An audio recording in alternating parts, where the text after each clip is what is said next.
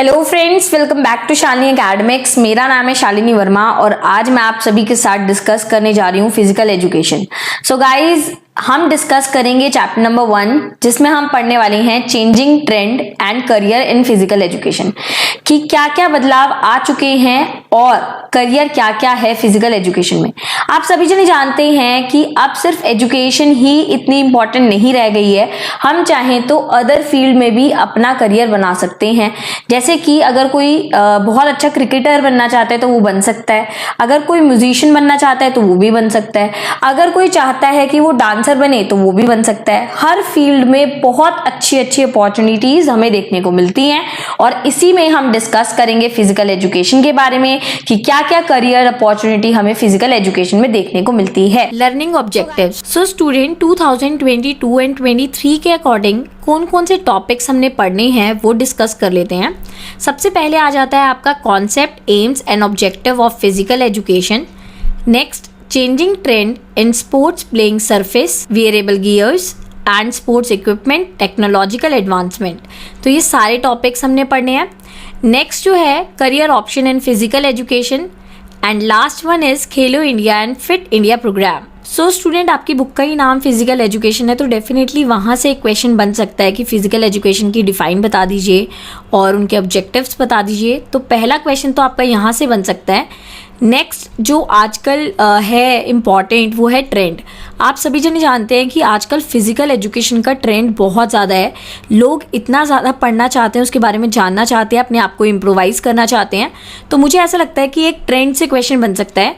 Third question जो है वो करियर ऑप्शन से भी बन सकता है कि क्या क्या करियर हैं, हम क्या क्या फिजिकल एजुकेशन करने के बाद अचीव कर सकते हैं, किस में हमारा करियर सेट हो सकता है। और खेलो इंडिया प्रोग्राम तो 100% इम्पॉर्टेंट है। किसी भी एग्जाम में मतलब बहुत ही कम पेपर ऐसे हुए होंगे जिसमें नहीं पूछा गया होगा, मैक्सिमम टाइम तो ये टॉपिक पूछा ही जाता है। So Khelo India programme is very very very important topic. So according to me physical education की डिफाइन कर जाओ, उसके ऑब्जेक्टिव पढ़ जाओ, खेलो इंडिया तो डेफिनेटली कर जाओ और क्या क्या करियर ऑप्शन है इसको भी एक बार देख लेना। अब आगे मूव करेंगे और देखेंगे डेफिनेशन पे। सो गाइस, डेफिनेशन आपके सामने है। डेफिनेशन क्या कह रही है? The aim of physical education must be to make every child physically, mentally, socially fit. Physical education का मेन ऑब्जेक्टिव ये है कि एक बच्चे को मेंटली, फिजिकली और इमोशनली हमने बिल्कुल तंदुरुस्त करना है and also to develop in him such personal and social qualities. उसके साथ साथ हमने उसके अंदर पर्सनल और सोशल क्वालिटीज को बढ़ाना है, यानी कि हमने उसको सोशली फिट करना है, समाज के साथ वो अच्छा बिहेव करे, ये चीज हमने डेवलप करनी है। Which will help him to live happily with other and build him up a good citizen, जो कि ये चीज इसको हेल्प करेगी अपनी लाइफ को अच्छे से जीने में और वो अच्छा रिलेशन बना पाएगा गुड सिटीजन्स के साथ और अपनी लाइफ अच्छे नागरिक की तरह व्यतीत करेगा। तो यहाँ पर यही चीज बता रखी है कि फिजिकल एजुकेशन का इन शॉर्ट मतलब ये है कि अगर कोई इंसान फिजिकली, मेंटली, सोशली फिट है और वो अपने रिलेशनशिप अच्छे बना पाता है सोसाइटी के साथ तो वो अपनी जिंदगी हैप्पीली जिएगा और उसको हम बोलेंगे good citizen. So this is the main M of physical education. इसकी बहुत सारी डिफाइन और भी हैं, अगर आप चाहें तो आप गूगल पे सर्च कर सकते हैं। तो यहाँ पर दे रखा है कि the term physical education is a combination of 2 words. Physical education जो है वो 2 वर्ड से मिलके बनता है, physical plus education. Physical implies करता है फिजिकल एट्रीब्यूशन, यानी कि हमारे अंदर फिजिकल कितनी ताकत है, हमारी फिजिकल हेल्थ कैसी है, हमारी बॉडी का स्ट्रक्चर कैसा है, हमारा फिजिकल डेवलपमेंट किस तरीके से हो रहा है, ये सारी चीज़ें इसमें काउंट होती है। Next, some people consider it the study of body. तो कुछ लोग जो हैं इसको ऐसे मानते हैं कि हम इसमें शरीर के बारे में पढ़ते हैं, लेकिन ऐसा ज़रूरी नहीं है। फिजिकल एजुकेशन सिर्फ बॉडी से रिलेटेड नहीं है बल्कि कि इसमें माइंड और बॉडी दोनों की नॉलेज होनी बहुत ज़रूरी है। चलो इसको एग्जाम्पल से समझ लेते हैं। सपोज विराट कोहली जो हैं वो पिच पे खेल रहे हैं। अब आप मुझे बताओ, अगर वो बॉलिंग करते हैं तो उन्हें ये देखना पड़ेगा, सोचना पड़ेगा कि सामने वाले को मैं कौन सी बॉल डालूं कि ये आउट हो जाए। सो यहाँ पर ना माइंड बहुत ज़रूरी हो जाता है। किस तरीके से आप एग्जीक्यूट करते हो, किस तरीके से आप अपनी प्लानिंग्स, प्लॉटिंग करते हो, तभी आपको सक्सेस मिलती है, सिर्फ फिजिकली फिट होने से नहीं होगा। जो फिजिकल डेवलपमेंट है उसमें मैं ये बताना चाहती हूँ कि मेंटली भी बहुत ज़रूरी हो जाता है प्लस फिजिकली भी बहुत ज़रूरी हो जाता है। ठीक है, आगे मूव करते हैं। नेक्स्ट हमारा जो टॉपिक है वो है एजुकेशन से रिलेटेड। हमने फिजिकल का मतलब समझ लिया, अब हम एजुकेशन का मतलब समझेंगे। देखो, अगर एजुकेशन में सिंपल लैंग्वेज में बोलूँ तो ये होता है कि एक बच्चा जो है ना वो खाली बकेट के समान है, एक खाली बाल्टी है। तो टीचर क्या करती है, टीचर उसके अंदर नॉलेज, स्किल्स और बहुत सारे एक्सपीरियंसेस डालती है और उस बकेट को फिल करने का काम करती है। So education means to bring about change in life. Education हमारी लाइफ में चेंज लाता है और हमें एक फिक्स डायरेक्शन देता है कि हमें कहाँ पर जाना है, किस गोल को अचीव करना है। और एजुकेशन एक इंसान के अंदर ना बहुत ज़्यादा बेहतर चीज़ें डेवलप करता है। सो यहाँ पर यही है कि हम अपने खुद के एक्सपीरियंस से सीखते हैं, दूसरों के एक्सपीरियंस से सीखते हैं और ये हमारी लाइफ में चेंजेस लाता है और हमें एक फिक्स डायरेक्शन देता है। तो जो एजुकेशन कमीशन ऑफ इंडिया है उन्होंने बहुत ज़्यादा जोर दिया है फिजिकल एजुकेशन को और अच्छा करने के लिए। सो पहला क्वेश्चन तो ये आ जाएगा कि फिजिकल एजुकेशन क्या होता है। फिजिकल एजुकेशन 2 वर्ड से मिलकर बना है, फिजिकल प्लस एजुकेशन। पहले हम फिजिकल के बारे में पढ़ेंगे। इसमें फिजिकल स्ट्रेंथ, फिजिकल हेल्थ और स्ट्रक्चर आ जाता है। उसी के साथ साथ इसमें हम माइंड और बॉडी दोनों के बारे में जानने की कोशिश करते हैं। वहीं पे एजुकेशन हमने जान लिया कि एजुकेशन जो होता है वो हमारी लाइफ में चेंजेस लेके आता है, हमें एक डायरेक्शन देता है और हम अपने खुद के एक्सपीरियंस से और दूसरों के एक्सपीरियंस से बहुत कुछ सीखते हैं। जो एजुकेशन कमीशन ऑफ इंडिया है वो फिजिकल एजुकेशन की इंपॉर्टेंस लोगों तक पहुँचाता है, लोगों को जागरूक करता है और उसका मेन एम यही है कि लोगों को ज़्यादा से ज़्यादा फिजिकल एजुकेशन के बारे में बताना।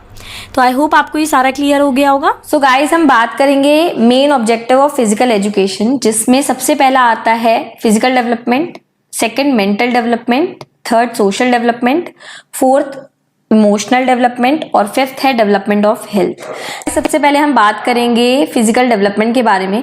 इसमें बोला जाता है कि अगर आपके बॉडी के ऑर्गन्स बहुत अच्छे से परफॉर्म कर रहे हैं, यानी कि आपकी बॉडी में जितने भी सिस्टम्स होते हैं, यानी कि circulatory system, respiratory system, nervous system, muscular system, वो बहुत अच्छे से काम कर रहे हैं, तो हम बोलेंगे कि आप फिजिकली फिट हैं।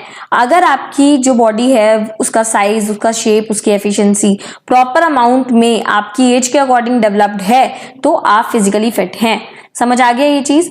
तो अगर आपका हार्ट अच्छे से काम कर रहा है, आपका ब्रीदिंग सिस्टम अच्छा है, ठीक है, आपकी किडनी जो है वो अच्छे से फिल्टर करती है, एक्सेट्रा, आपकी बॉडी के जितने भी फंक्शन है वो अच्छे से हो रहे हैं ना, तो आप फिजिकली फिट हैं। नेक्स्ट पे मूव करते हैं, नेक्स्ट सेकंड पे मूव करते हैं। सेकंड है आपका मेंटल डेवलपमेंट। मेंटल डेवलपमेंट में आ जाता है मेंटली स्ट्रॉन्ग। सो गाइज, यहाँ पर ये देखा जाता है कि आप मेंटली स्ट्रांग हैं या नहीं है।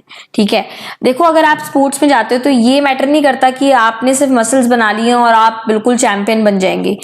स्पोर्ट्स में ये भी मैटर करता है कि आप अपना दिमाग का कितने अच्छे से प्रयोग कर रहे हैं, आप मेंटली स्ट्रांग हैं या नहीं है, आपका मेंटल डेवलपमेंट हो चुका है या नहीं है। यहाँ पर यह भी चेक करा जाता है कि आपके अंदर अलर्टनेस कितनी है। ठीक है, अलर्टनेस के साथ आपकी एक और चीज चेक होती है जो कि होता है कंसंट्रेशन, कि आप मैच खेलते वक्त कितने कॉन्सेंट्रेटेड हैं। थर्ड चीज आपकी चेक करी जाती है कैलकुलेटेड मूवमेंट, कि आप कितना कैलकुलेट करके किस तरीके से जो है आप गेम को खेल रहे हैं। सपोज अगर मैं बात करूं चेस की, सपोज हम चेस खेल रहे हैं, 2 पार्टीज हैं, और अगर हम बिना सोचे समझे अपनी चाल चल दें तो क्या हम हमारे जीतने के चांसेस होंगे? नहीं होंगे। तो यहाँ पर यही है कि आप कैलकुलेटेड मूवमेंट को ध्यान में रखते हुए अपनी चाल चलेंगे। ठीक है, और ये सिर्फ चेस में नहीं है बेटा, आप किसी भी स्पोर्ट्स में जा रहे हैं, सपोज आप खेल रहे हैं बैडमिंटन, तो आपको पता होना चाहिए कि आप कहाँ पर हिट कर रहे हैं, किस तरीके से वो छोड़ देगा, आपको वीकनेसेस पता होनी चाहिए। सो गाइज, जैसे आपने चक दे इंडिया मूवी देखी होगी, जो शाहरुख खान हैं उन्होंने जो टीम है सबसे पहले उनको स्ट्रॉन्ग कैसे करते थे, वो दूसरी अपोजिशन टीम की उनको वीकनेसेस दिखाते थे कि ये प्लेयर ये चीज अच्छे से नहीं परफॉर्म कर पाता है, और उनकी जो टीम है उस चीज में अपने आप को एफिशिएंट बना लेती थी ताकि वो उस प्लेयर को, अपोजिट टीम के प्लेयर को आसानी से हरा सके।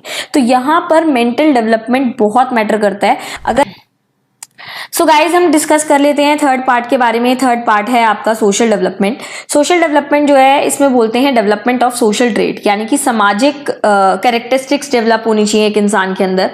सामाजिक कैरेक्टरिस्टिक्स का मतलब ये है कि एक इंसान जो है वो सिर्फ जब गेम खेलता है तो वो फिजिकली मेंटली डेवलप नहीं होता, उसके साथ साथ वो सोशल डेवलप्ड भी होता है, वो फ्रेंड्स बनाता है, ठीक है, उसके अंदर रिलेशनशिप की भावना जागती है, ठीक है, वो दोस्त बनाता है, उसके अंदर कॉपरेशन की भावना जागती है, ठीक है, फेयर प्ले करने की कोशिश करता है, टॉलरेंस लेवल अच्छा होना चाहिए, सिंपैथी होनी चाहिए। ये नहीं कि सामने वाले एक इंसान ने बैट घुमाया और बॉल लग गई तो तुम पूछने भी नहीं जा रहे हो, ऐसी चीज नहीं होनी चाहिए। तो सोशल डेवलपमेंट हमें ये सिखाता है कि किस तरीके से हमें समाज में बिहेव करना है और किस तरीके से हमने अपने फ्रेंड्स को बनाना है, ठीक है, और दोस्ती को बरकरार रखना है। नेक्स्ट आ जाता है इमोशनल डेवलपमेंट। इमोशनल डेवलपमेंट जो है ये, इसमें हम ये देखेंगे कि every individual has various type of emotion. Her individual के अलग अलग टाइप्स के इमोशन होते हैं। किसी को गुस्सा आता है, किसी को जेलिसी होती है, किसी को नफरत होती है, ठीक है, किसी को प्यार आता है, किसी को लस्ट होती है, किसी की लाइफ में जो है लोनलीनेस है। ये सारे जो हैं ये इमोशन है, ठीक है, और अगर इनको ढंग से हम कंट्रोल नहीं करेंगे तो ये अनकंट्रोलेबल हो जाएंगे। और गेम खेलते वक्त इमोशन को ध्यान में रखना बहुत जरूरी है, ठीक है। अब सपोज करो कि एक क्रिकेटर है और वो खेल रहा है क्रिकेट, ठीक है, और फील्ड में उसकी फैमिली का एक मेंबर बैठा है जिसको देख के वो काफी ज्यादा एक्साइटेड हो जाता है, और एक्साइटेडमेंट के चक्कर में वो दिमाग से सोचना बंद कर देता है और कहीं भी अपना बैट घुमा देता है, जिसकी वजह से वो बहुत जल्दी ही आउट हो जाता है। तो यहाँ पर अपने इमोशंस को काबू में रखना बहुत जरूरी है। अगर आप कामली बिल्कुल अच्छे से शांत मन से किसी भी चीज को परफॉर्म करेंगे तो आपकी चीज बहुत अच्छे से हम बोल सकते हैं एग्जीक्यूट हो पाएगी और आप उस चीज में अच्छा परफॉर्म करेंगे। इमोशन कंट्रोल बहुत मैटर करता है। सेकंड चीज, अगर आपको इमोशन का एग्जांपल दूं तो आपको गुस्सा बहुत जल्दी नहीं आना चाहिए कि आपको गुस्सा आ गया और आप किसी की नहीं सुन रहे हैं और आपने तोड़फोड़ मचा दी वहां पर, इस तरीके से भी नहीं होना चाहिए, ठीक है। तो इमोशंस पे कंट्रोल करना एक बैट्समैन के लिए, एक प्लेयर के लिए बहुत ही ज्यादा जरूरी है। नेक्स्ट पॉइंट पे मूव करते हैं, डेवलपमेंट ऑफ हेल्थ। इसमें ये कहता है कि अगर आपको स्पोर्ट्स में पार्टिसिपेट करना है तो आपकी हेल्थ अच्छी होनी चाहिए। ऐसा नहीं होना चाहिए कि आपको कोई डिजीज है और उस डिजीज होने की वजह से आप अपने स्पोर्ट्स में जबरदस्ती आप परफॉर्म कर रहे हैं।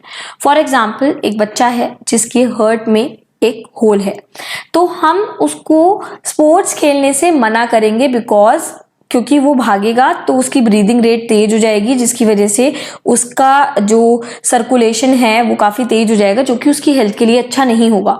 तो सबसे जरूरी बात होती है एक स्पोर्ट्समैन के लिए कि उसकी जो हेल्थ है वो प्रॉपरली डेवलप्ड हो, ठीक है, उसको किसी भी तरीके की बीमारी ना हो। तो उसके लिए उसको डेली एक्सरसाइज करनी पड़ेगी, डेली योगा करना पड़ेगा, स्ट्रेस कंट्रोलिंग एक्सरसाइज, एंजाइटी को हम बोल सकते हैं कंट्रोल करना पड़ेगा, और अपनी टेंशन को कम करना पड़ेगा। तो ये सारे जो फंक्शंस हैं ये जरूरी हैं आपके फिजिकल एजुकेशन में। सो आई होप आपको इतना समझ आया होगा। सो नेक्स्ट टॉपिक, करंट ट्रेंड इन physical education. So physical education में क्या क्या चेंजेस आए हैं और कब से जो है फिजिकल एजुकेशन लोगों के जहन में आया है वो देख लेते हैं।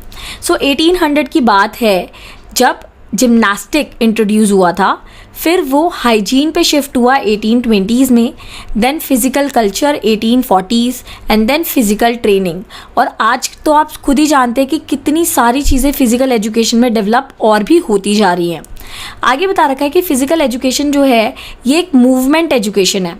मूवमेंट मतलब इसमें इंसान के दो चीज़ें इन्वॉल्व होती हैं, एक होती है लोकोमोटर मूवमेंट और एक होती है नॉन लोकोमोटर मूवमेंट। तो जो लोकोमोटर मूवमेंट है उसमें आप मूवमेंट करेंगे जैसे भागना, जंप करना, वहीं पे नॉन लोकोमोटर मूवमेंट में ट्विस्टिंग और टर्निंग इन्वॉल्व होती है।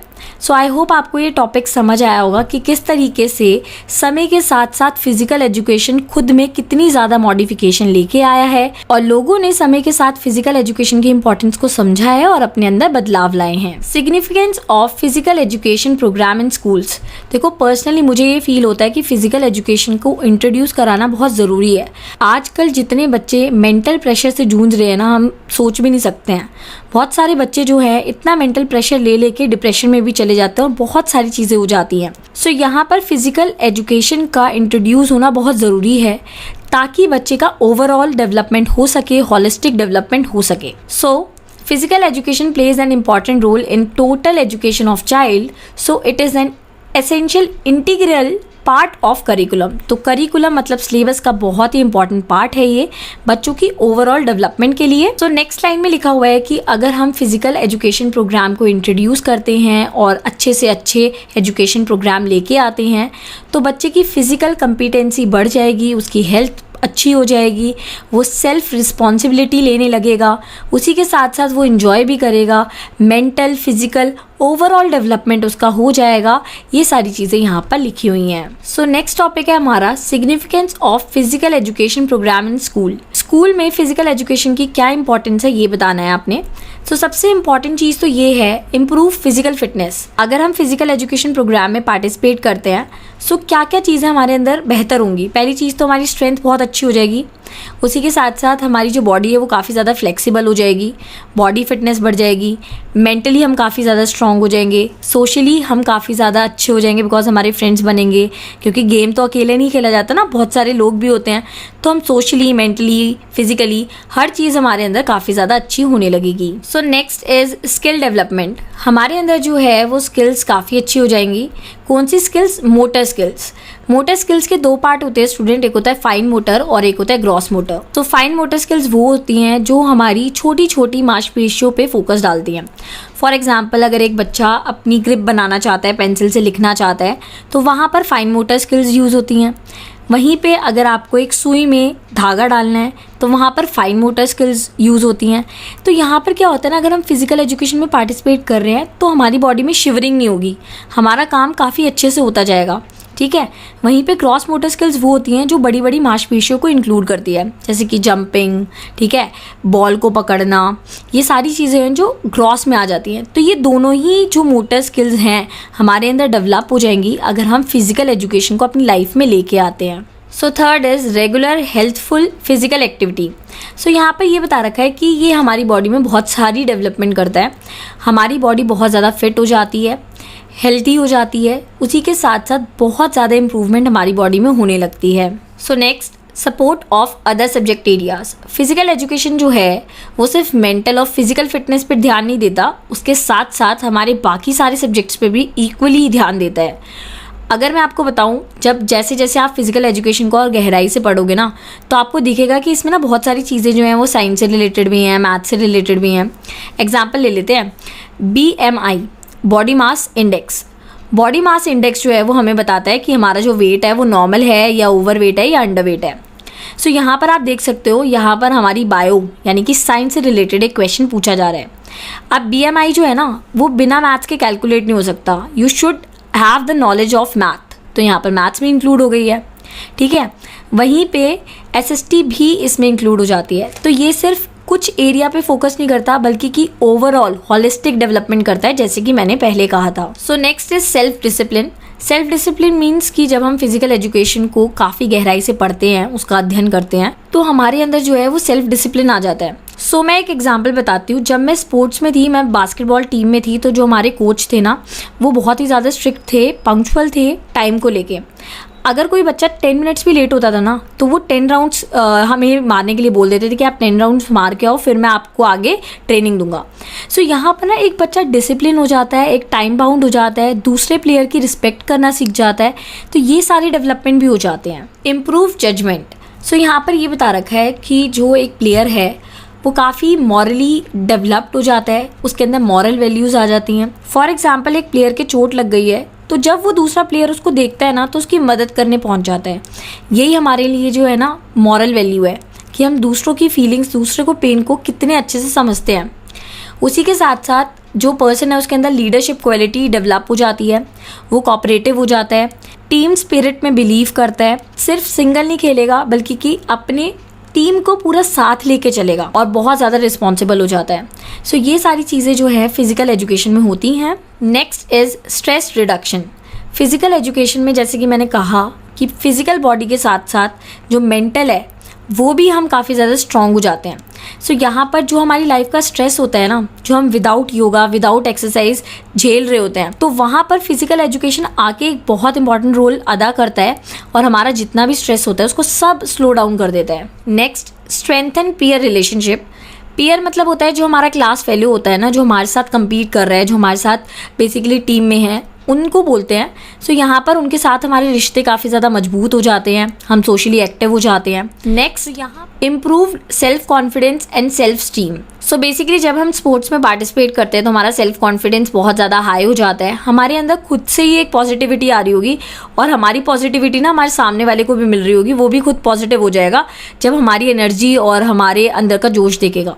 सो यहाँ पर फिजिकल एक्टिविटीज़ जो है हमें काफ़ी ज़्यादा प्योर बनाती हैं, बिकॉज जो ऑक्सीजन का फ्लो होता है ना वो बहुत अच्छे से हो रहा होता है एक्सरसाइज के बाद पूरी बॉडी में, तो वो जो ऑक्सीजन का फ्लो है ना वो हमारी बॉडी में पॉजिटिविटी लेके आता है। सो यही सब चीज़ें हैं कि सेल्फ कॉन्फिडेंस बहुत ज़्यादा बढ़ जाता है। उसी के साथ साथ एक्सपीरियंस सेटिंग गोल्स, हमें गोल सेट करने आ जाते हैं और किस तरीके से उन्हें अचीव करना चाहिए, किस तरीके से प्लानिंग प्लॉटिंग करनी चाहिए ताकि हम अपने गोल्स को अचीव कर सकें, अपने आप को सक्सेसफुल बना सकें। देखो, विनिंग और लूजिंग तो खैर दूर की बात है, लेकिन एक गोल अचीव करना, रेस कंप्लीट करना, वही अपने आप में बहुत बड़ी बात हो जाती है। तो ये सारी चीज़ें ना हमें फिजिकल एजुकेशन को पढ़ के ही मिलेगी। सो ये सारे थे इसके इंपॉर्टेंस, आई होप आपको समझ आए होंगे। If you like my videos और आपको मज़ा आ रहा है बिल्कुल पढ़ने में मेरे साथ, तो आप मेरे साथ जुड़ सकते हैं। Please do like, share and subscribe my videos, press the bell icon given below. 1.2 topic जिसमें हम बात करने वाले हैं चेंजिंग ट्रेंड्स इन स्पोर्ट्स, कि किस तरीके से स्पोर्ट्स में बदलाव आए हैं और क्या क्या न्यू चेंजेस हुए हैं। तो चलिए शुरू करते हैं। सो topic 1.2 changing trend in sports. So changing trend से आप क्या समझते हैं? यानी कि जो ट्रेंड है वो बदलता जा रहा है, जितने भी स्पोर्ट्स पर्सन हैं वो अपने अंदर चेंजेस लाना चाहते हैं न्यू ट्रेंड्स को अपना के। अब ये न्यू ट्रेंड्स क्या क्या हो सकते हैं? हो सकता है कि आर्टिफिशियल फील्ड्स का वो यूज़ करना चाहते हों ताकि उनकी परफॉर्मेंस बढ़ जाए, क्योंकि आर्टिफिशियल फील्ड जो होते हैं वो जल्दी से फटते नहीं हैं और उन पे जो एक्सरसाइजेज हैं या बाकी सारे स्पोर्ट्स हैं खेलना बहुत आसान हो जाता है। उसी के साथ साथ आजकल जितने भी प्लेयर्स हैं वो अपनी सेफ्टी का भी बहुत ध्यान रखते हैं, तो वो सेफ्टी इक्विपमेंट्स भी परचेज़ करते हैं ताकि उनकी जो परफॉर्मेंस है वो बरकरार रहे और बेहतर हो जाए। सो यहाँ पर टेक्नोलॉजी के कुछ एग्जाम्पल दे रखे हैं: instant replace, hawkeye, hotspot, snickometer. So student, ये कुछ चेंजेस हैं जो स्पोर्ट्स में हो रहे हैं। सो आजकल ड्रोन कैमरास का यूज़ करा जाता है, high definition video walls, social media platforms to connect the players. So यहाँ पर ये बताया जा रहा है, सपोज करो एक क्रिकेट प्लेयर है, वो अपनी परफॉर्मेंस को चेक करना चाहता है, तो ना वो अलग अलग एंगल्स पे कैमरे लगा देता है और वो शॉट्स मारता है। तो उससे ना उसको पता चलता है कि जब वो शॉट मार रहा होता है कहाँ पर वो गलती कर जाता है, किस डायरेक्शन में उसको नहीं मारना चाहिए, कौन सी डायरेक्शन उसकी वीक है, कौन सी स्ट्रॉन्ग है, किस पे काम करना है, बहुत सारी चीज़ों से पता लग जाती हैं। सो यहाँ पर टेक्नोलॉजी में चेंजेस आने की वजह से एक प्लेयर अपनी परफॉर्मेंस को बढ़ा पाता है, बेहतर कर पाता है, इवन अपनी कमियों को दूर कर देता है। प्लेइंग सर्फेसेस, सो यहाँ पर ये बताया जा रहा है कि आजकल जो प्लेइंग सर्फेसेस है उसमें बदलाव किए गए हैं ताकि जो प्लेयर है वो अपनी परफॉर्मेंस को और अच्छा कर सके। ऐसे प्लेइंग सरफेस बनाने के लिए इनकरेज करा जाता है जहाँ पर जो फ्रिक्शन है वो ठीक ठाक हो।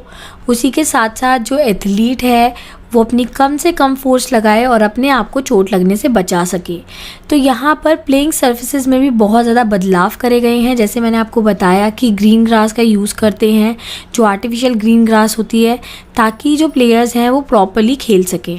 उसी के बाद इसके साथ साथ उनकी जो परफॉर्मेंस है वो बहुत ज़्यादा बेहतर हो जाती है और वो अपने ऊपर वर्क कर पाते हैं। सो यहाँ पर कुछ प्लेइंग सर्फेसेस बता रखे हैं, जैसे polymeric, rubbers, PVC, wooden surfaces, concrete, natural turf, artificial turf. तो ये सारे जो हैं ये कुछ हम बोल सकते हैं आर्टिफिशियल प्लेन सर्फेसेस हैं जिससे जो परफॉर्मेंस है वो बेहतर होती है।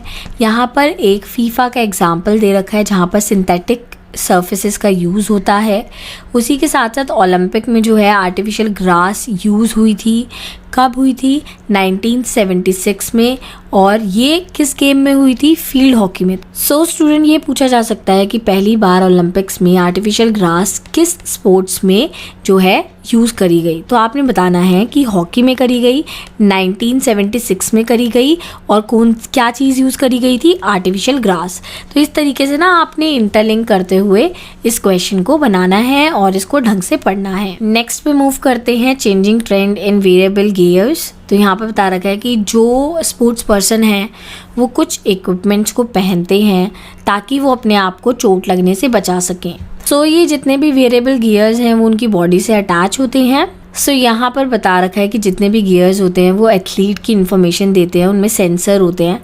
कैसी इन्फॉर्मेशन? जैसे हार्ट रेट कैसा चल रहा है, पल्स रेट क्या है। उसी के साथ साथ जितना भी फिजियोलॉजिकल डेटा होता है वो सारी इन्फॉर्मेशन जो है वो डिवाइसेस कलेक्ट करके एथलीट को देते हैं। अब जब वो इन्फॉर्मेशन एथलीट को मिलेगी वो क्या करेगा? इम्प्रूवमेंट करेगा, अपनी परफॉर्मेंस को बेहतर बनाएगा। सो यहाँ पर कुछ गियर्स के एग्जाम्पल दे रखे हैं जैसे pod and waste system. So next topic, playing equipments. So यहाँ पर बता रखा है कि जितने भी स्पोर्ट्स हैं खेलने के लिए उन सभी को एक इक्विपमेंट की ज़रूरत होती है। फॉर एग्जांपल, तो यहाँ पर बता रखा है कि अगर मुझे क्रिकेट खेलना है तो मेरे पास बैट बॉल होना चाहिए। वहीं पे अगर मैं बैडमिंटन खेलना चाहती हूँ मेरे पास रैकेट होना चाहिए। Tennis gun in shooting, hockey stick in hockey. So ये कुछ एग्जाम्पल हैं। उसी के साथ साथ सेफ्टी इक्विपमेंट भी बहुत ज़्यादा ज़रूरी है। सो फॉर एग्जाम्पल एक एक्स है जो क्रिकेटर है तो बहुत ज़रूरी हो जाता है उसकी सेफ्टी, इसीलिए वो लोग क्या करते हैं, वो हेलमेट पहनते हैं ताकि उनके मुंह पे बॉल ना आके लग जाए। सो यहाँ पर दे रखा है कि कुछ सेफ्टी इक्विपमेंट्स भी बनाए गए हैं जो कि प्लेयर्स की प्रोटेक्शन का दावा करते हैं और उनको चोट लगने से बचाते हैं।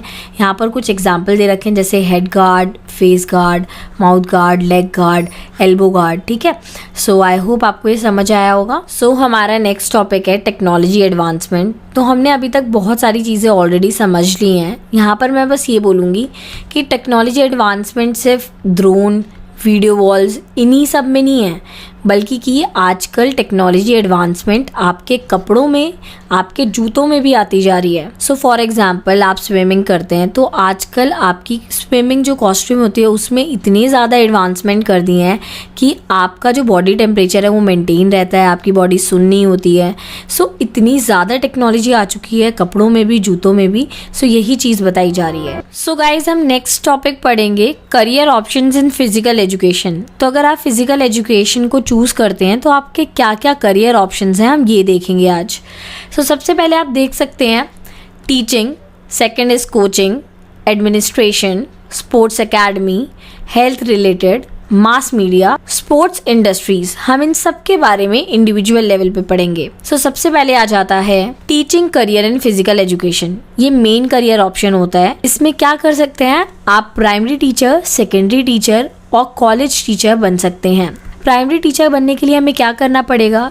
2 साल का डिप्लोमा करना पड़ेगा फिजिकल एजुकेशन में। उसके बाद आप लायक हो जाएंगे 1 से 5वीं तक के टीचर के लिए, विच मीन्स आप 1 to 5th स्टूडेंट्स को फिजिकल एजुकेशन की इन्फॉर्मेशन दे सकते हैं। Next secondary and senior secondary schools. अगर आप फिजिकल एजुकेशन में हायर स्टडीज कर लेते हैं तो आप और ऊंचे लेवल के बच्चों को पढ़ा सकते हैं और उनको फिजिकल एजुकेशन के लिए गाइड कर सकते हैं। नेक्स्ट आ जाता है कॉलेजेस। तो यहाँ पर बता रखा है कि post of director of physical education की ज़रूरत जो है बहुत सारी स्टेट्स को होती है, जिसके लिए आपको फिजिकल एजुकेशन की जो नॉलेज है वो बहुत अच्छे से होनी चाहिए और फिर आप काफ़ी अच्छा करियर सेट कर सकते हैं अपना कॉलेज में। हम आगे बात करेंगे यूनिवर्सिटीज़ की।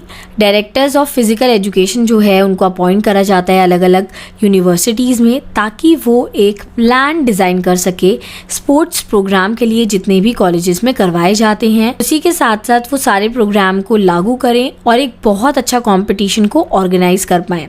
सो यहाँ पर जो कॉलेज है उसमें बहुत ज़्यादा कॉम्पिटिशन्स होते हैं, डिफरेंट कॉलेजेस के बीच में होते हैं या बाहर जाके भी कॉम्पिटिशन्स होते हैं।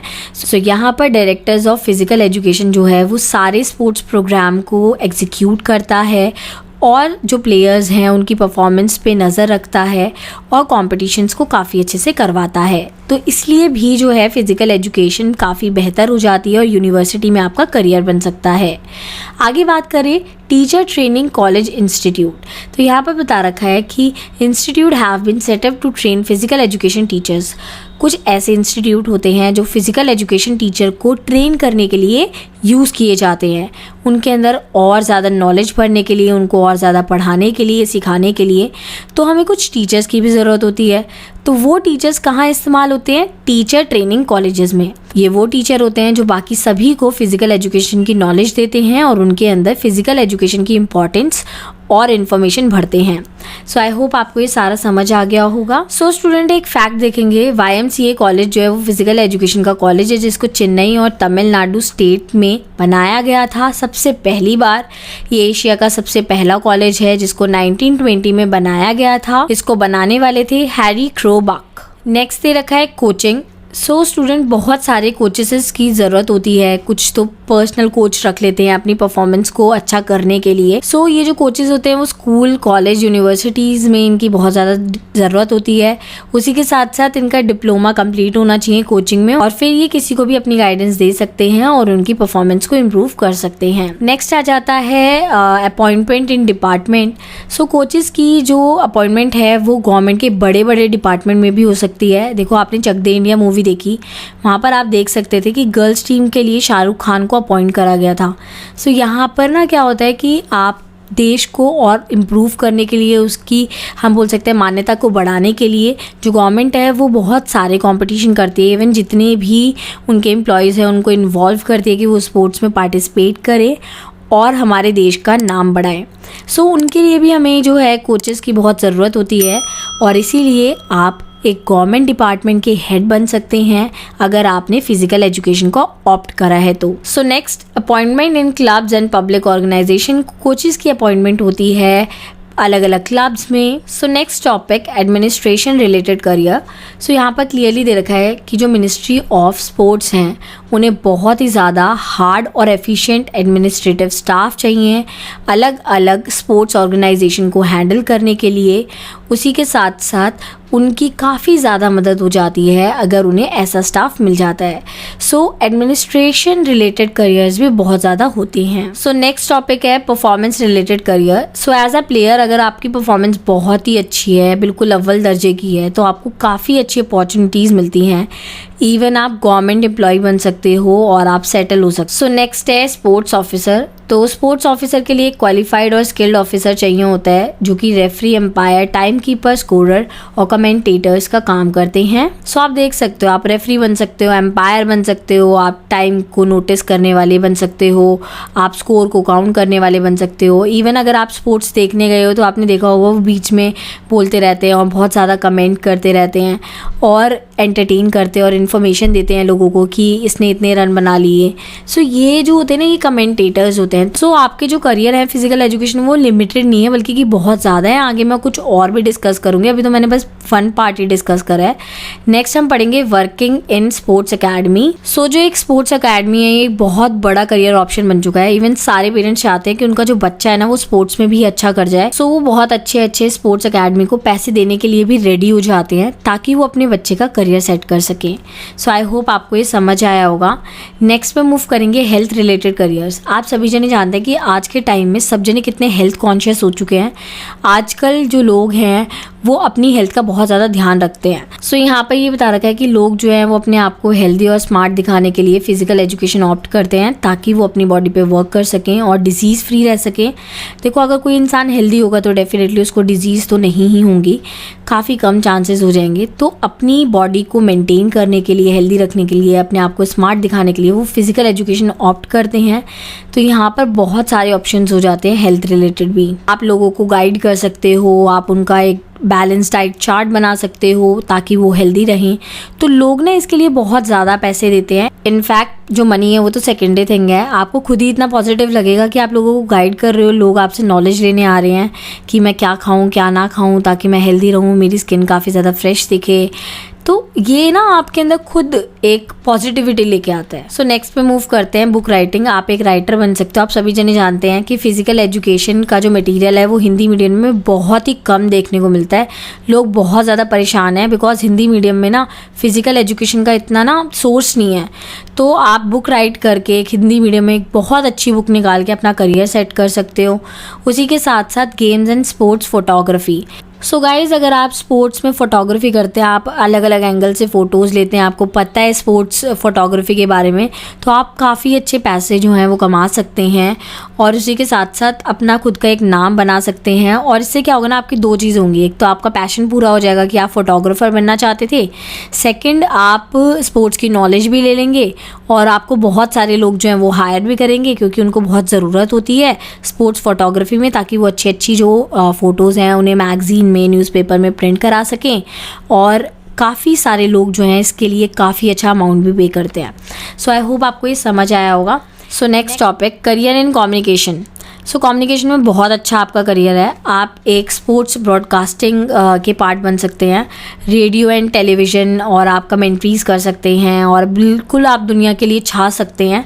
सो यहाँ पर अगर आप कर लेते हैं स्पोर्ट्स ब्रॉडकास्टिंग में कुछ अच्छा सा, तो आप काफ़ी अच्छी अपॉर्चुनिटी प्राप्त कर सकते हैं। So next topic, sports industries. तो ज़रूरी नहीं है कि आप स्पोर्ट्स में ही अपना करियर बनाएं, बल्कि कि आप इक्विपमेंट्स को डिज़ाइन करके, इवन कॉस्ट्यूम को डिज़ाइन करके, स्पोर्ट्स किट को डिज़ाइन करके आप काफ़ी अच्छा करियर बना सकते हैं। सो यहाँ पर मैं ये बोल रही हूँ कि आप अपना खुद का बिजनेस कर सकते हैं स्पोर्ट्स रिलेटेड प्रोडक्ट्स को बना के, और लोगों को अलग अलग और बेहतर प्रोडक्ट्स दे के, बिकॉज आजकल इतना क्रेज़ बन चुका है तो डेफिनेटली लोग आएंगे आपसे परचेज़ करने के लिए। स्पोर्ट्स इक्विपमेंट के बारे में बता रखा है, बहुत सारे जो प्लेयर्स हैं वो मॉडर्न इक्विपमेंट्स लेना चाहते हैं अपनी परफॉर्मेंस को बढ़ाने के लिए, अपनी गलतियों को पता लगाने के लिए। तो आप कुछ ऐसा डिज़ाइन करो ना कि लोग आपकी तरफ बिल्कुल अट्रैक्ट हो जाए और उनकी परफॉर्मेंस भी बढ़ जाए और हमारे देश में हमारी तरफ से कुछ कंट्रीब्यूशन भी हो जाए। तो ये सारी चीज़ें भी आप कर सकते हैं। सो नेक्स्ट वो ये कि बहुत सारे प्लेयर्स जो होते हैं उन्हें कॉस्ट्यूम, शूज़, हेलमेट वगैरह की ज़रूरत होती है, तो आप क्या कर सकते हैं, आप उनको डिज़ाइन कर सकते हैं, उनकी परफॉर्मेंस को अच्छा कर सकते हैं। यही चीज़ें यहाँ पर लिखी गई हैं। तो उसी के साथ साथ आप कुछ ऐसा भी बना सकते हैं जिससे उनकी प्रोटेक्शन बढ़ जाए और उनको चोट कम लगे, ताकि जो उनकी परफॉर्मेंस है उस पर कोई भी असर ना पड़ सके। सो यहाँ पर आपने डिज़ाइन करने कुछ ऐसे प्रोडक्ट्स जो सेफ्टी का भी ध्यान रखें और काफ़ी ज़्यादा स्मार्ट लुक हो, और इससे जो प्लेयर है उसकी परफॉर्मेंस बढ़ जाए। स्टूडेंट, आज हम बात करेंगे Khelo India and fit India programme की, जो कि काफ़ी अच्छा है और बहुत इंपॉर्टेंट भी है और एग्ज़ाम में पूछा जाता है। सबसे पहले बात करेंगे हम खेलो इंडिया की। खेलो इंडिया प्रोग्राम जो है वो हमारे प्राइम मिनिस्टर जी ने शुरू करा था, जिनका नाम है नरेंद्र मोदी जी। इन्होंने स्टार्ट करा था 31 जनवरी 2018 में। ऑब्जेक्टिव ऑफ खेलो इंडिया, ये प्रमोट करता है स्पोर्ट्स कल्चर को। जो हमारा स्पोर्ट कल्चर है उसको दोबारा से एक पुनर्जीवित देने का काम करता है। ये लीडरशिप स्किल्स को बढ़ाता है। उसी के साथ साथ ये गोल सेट करने में भी हमें काफ़ी ज़्यादा इम्प्रूव करता है, और जो एक इंसान है वो रिस्क लेता है ताकि वो अपने आप को और बेहतर कर सके, डेवलप कर सके। ये टीम स्पिरिट को अच्छा करता है और ये स्ट्रैटेजी और एनालिटिकल थिंकिंग को भी बढ़ाता है। किस तरीके से एक स्ट्रैटेजी बनाई जाए, किस तरीके से सोच समझ के स्टेप्स लिए जाएं, ये सारी चीज़ें इसके अंदर इम्प्रूव होती हैं। सो यहाँ पर ये बता रखा है कि जितने भी ऑब्जेक्टिव हमने पढ़े हैं उनको 12 पार्ट्स में यहाँ पर नीचे डिवाइड कर रखा है। सो यहाँ पर हमारा जो स्पोर्ट्स है वो काफ़ी ज़्यादा अच्छा हो जाता है। उसी के साथ साथ हमें कम्युनिटी ट्रेनिंग भी मिलती है। सो यहाँ पर स्टेट लेवल पे भी जो है खेलो इंडिया को काफ़ी ज़्यादा प्रमोट करा जाता है। अलग अलग स्टेट्स में काफ़ी सारे कॉम्पिटिशन होते हैं। उसी के साथ साथ एनुअल स्पोर्ट्स कंपटीशन होता है। इससे हम टैलेंट को ढूंढ सकते हैं और उनको डेवलप कर सकते हैं और अपने देश की आन बान शान को बढ़ा सकते हैं। Creation, use and upgrading of sports infrastructure, जब मैक्सिमम लोग स्पोर्ट्स में जो है पार्टिसिपेट करते हैं तो स्पोर्ट्स इंफ्रास्ट्रक्चर को पे भी काफ़ी ज़्यादा ध्यान दिया जाता है। उनको भी काफ़ी ज़्यादा क्रिएट करा जाता है, उनके यूजेस को और ज़्यादा बढ़ाया जाता है। नेक्स्ट, स्पोर्ट्स जो है वो नेशन, स्टेट और रीजनल लेवल पे काफ़ी ज़्यादा जो है वो बढ़ाया जाता है। उसी के साथ साथ इसमें हम फिज़िकल फ़िटनेस का प्रमोशन करते हैं बच्चों के बीच में, और वो काफ़ी ज़्यादा फिज़िकल फिट भी हो जाते हैं।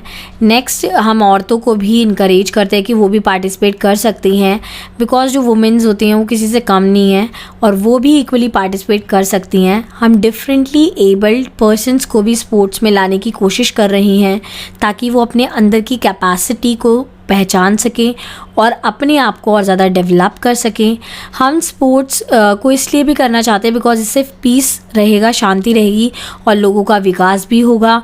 इवन हम ट्राइबल, इंडिया, रूरल स्पोर्ट्स को काफ़ी ज़्यादा प्रमोट कर रहे हैं ताकि वहाँ से भी बहुत सारे लोग आएँ। इसका जो लाभ है वो सिर्फ एक पर्टिकुलर एरिया पे ना पड़े बल्कि कि हमारा पूरा इंडिया डेवलप करे इस खेलो इंडिया प्रोग्राम से। सो अब हम बात कर लेते हैं अवार्ड की जो खेलो इंडिया स्कीम के अंतर्गत मिलते हैं। वो लोग जो बेसिकली काफ़ी अच्छे हैं स्पोर्ट्स में, उनको एक अपॉर्चुनिटी मिलती है। कितने रुपए मिलते हैं उन्हें? 5 लाख मिलते हैं पर एनम। कितने साल के लिए? 8 साल के लिए, जो कि बहुत ज़्यादा होता है, ताकि प्लेयर जो है वो अपनी हेल्थ पे, अपनी ट्रेनिंग पे, अपने फूड पे अपने आप को बेहतर बना सके। उसी के साथ साथ वो और ऊंचाइयों पे जा सके और इंडिया का, अपना, अपने पेरेंट्स का, अपने रिलेटिव्स का, सबका नाम रोशन कर सके। नेक्स्ट इन्फॉर्मेशन दे रखी है, जो पहली बार खेलो इंडिया स्कूल स्पोर्ट्स जो ऑर्गेनाइज करवाए गए थे वो 31 जनवरी से 8 फरवरी 2018 तक करवाए गए थे। ये उन बच्चों के लिए थे जो 17 एज से नीचे हैं और इसमें टोटल 16 गेम्स को इंक्लूड किया गया था। 16 स्पोर्ट्स जो मैंने बात करी है वो ये सारे हैं। आप देख सकते हैं archery, boxing, judo, swimming, athletics, football, kabaddi, volleyball, badminton, gymnastic, kho kho, weight lifting, basketball, hockey, shooting and wrestling. तो ये सारे ही स्पोर्ट्स में 17 एज से जो नीचे हैं उन्होंने पार्टिसिपेट करा था। नेक्स्ट हम बात करेंगे फिट इंडिया प्रोग्राम, जो कि लॉन्च करा गया था अगेन प्राइम मिनिस्टर के थ्रू, श्री नरेंद्र मोदी जी। कब करा था? 29 अगस्त 2019 में। इनका ऑब्जेक्टिव ये था कि हमने लोगों के बीच में फिटनेस को प्रमोट करना है और इन्होंने एक वेबसाइट भी बनाई है www.fitindia.gov.in, जिसको लॉन्च किया गया है। चलिए इनके ऑब्जेक्टिव के बारे में बात कर लेते हैं। ये हमारी लाइफ को इजी, फन और फ्री बनाता है। उसी के साथ साथ ये लोगों को फिटनेस की अवेयरनेस देता है और उनकी फिजिकल कैपेसिटी पे वर्क करता है ताकि वो फिजिकली फिट हो सकें। ये इंडिजीनियस स्पोर्ट्स को प्रमोट करता है। उसी के साथ साथ ये इन्फॉर्मेशन पहुंचाना चाहता है फिटनेस से रिलेटेड स्कूल तक, कॉलेजेस तक, पंचायत, विलेजेस, हर जगह तक जहाँ तक वो पहुँचा सकता है। नेक्स्ट यहाँ पर बता रखा है कि ये एक प्लेटफॉर्म देता है सिटीजन्स को कि देखो आप अपनी इन्फॉर्मेशन शेयर कर सकते हैं हेल्थ से रिलेटेड, ताकि आपको देख के लोग इंस्पायर हों और आपको फॉलो करें और खुद भी फिट होने की सोचें। सो गाइज, इसी के साथ ये चैप्टर हो जाता है फिनिश। आई होप आपको ये समझ आया होगा। If you like my videos please do like, share and subscribe our channel and press the bell icon given below. So thank you guys, thank you very much.